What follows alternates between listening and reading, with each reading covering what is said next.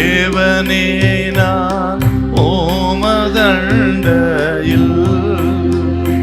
இன்னும் நெருங்கி சேர்வதே என் ஆவல் பூமியில்.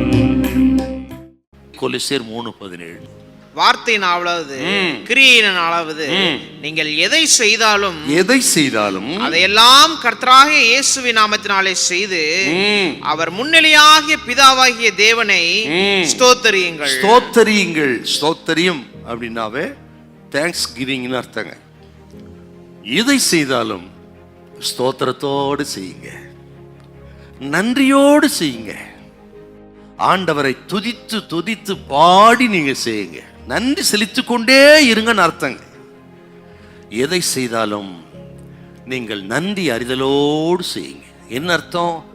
ஆண்டவர் செய்யறதுக்கு முன்னமே செய்து விட்டார்னு தோத்திரம் பண்ணுங்கன்னு அர்த்தம்.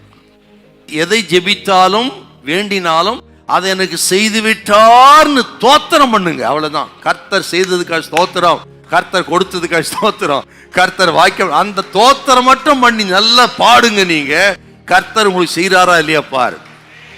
இதாங்க ஃபெய்த்து. யோசபாத்து யுத்தத்துக்கு போறதுக்கு முன்னாடி பாடிக்கிட்டே போனார்னு பார்க்கிறோம். என்ன பாட்டு அவர் பாடணும்?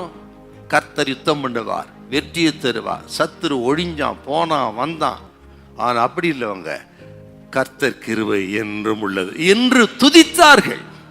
என்ன வெற்றிக்கு முன்னமே தோத்திரம் பண்ணிட்டான், கொடுத்து விட்டார்னு. பழைய ஏற்பாட்டு காலத்துல என்ன எக்ஸாம்பிள்ங்க அது? யுத்தத்துக்கு போறதுக்கு முன்னமே யுத்தத்துல வெற்றி கொடுத்துட்டான், துதித்தார்கள். நீர் வெற்றியை கொடுத்து விட்டு ஸ்தோத்திரம் அப்படின்னு. என்ன நடந்தது? இவன் யுத்தமே பண்ணல, அவர் யுத்தம் பண்ணிட்டாரு. 3 பெரிய கூட்டம் மடிந்து விழுந்தார்கள். இவர்கள் கொள்ளையிட்ட அந்த இடத்துக்கு பேரு பெராக்கா. பெராக்கா என்றால் செழிப்பு. நான் சொல்லுகிறேன், நீங்க யுத்தம் பண்ண வேண்டாம், யுத்தம் பண்ண போறதில்ல. கர்த்தர் உங்களுக்கு வெற்றியை கொடுத்து விட்டார், செழிப்பை கொடுத்து விட்டார். அப்படியே புதிய ஏற்பாட்டுக்கு வாங்க. அப்போஸ்தலர் 16ஆம் அதிகாரம் 25வது வசனத்தை, பவுலும் சீலாவும் சிறையில் அடைக்கப்பட்டிருக்கிறாங்க. நடுநிசியில அவர்கள் 2 பேரும் ஜெபம் பண்ணி பாடி துதித்தார். பரலோகத்தின் தேவன் பூமி அதிர்ச்சியை உண்டு பண்ணினார். சிறைச்சாலை கதெல்லாம் திறவுண்டது, தானா விலங்கு போயிருச்சு, விடுதலை ஆயிட்டாங்க. பழைய ஏற்பாட்டும் புதிய ஏற்பாடு ஒரே கான்செப்ட் தான்.